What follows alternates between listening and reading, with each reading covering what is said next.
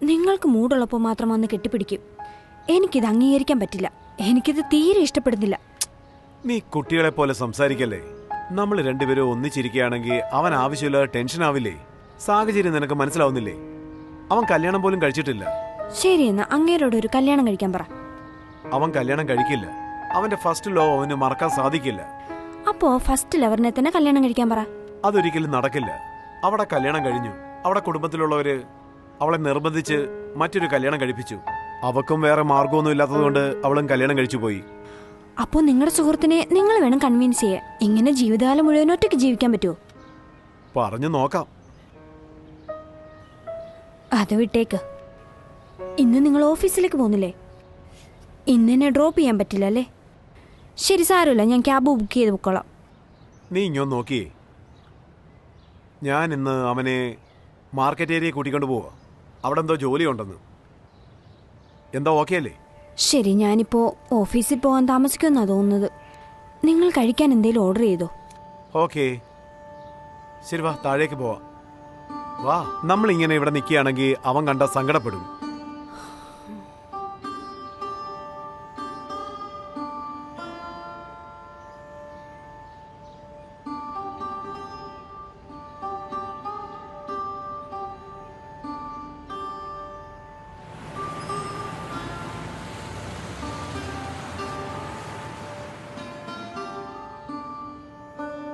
എന്തു പറ്റിയോ?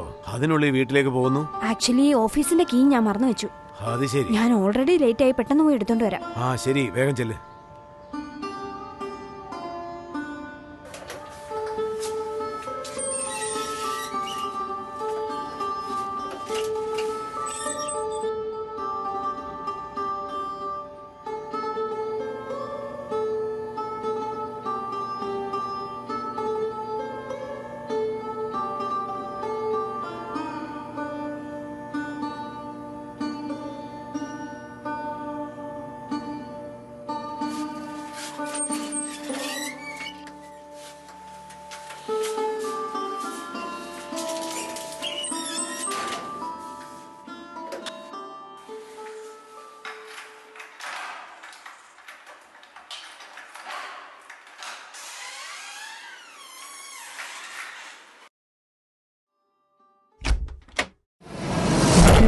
എനിക്കിനി ഇതിൽ കൂടുതൽ ഒറ്റയ്ക്കിരിക്കാൻ വയ്യ.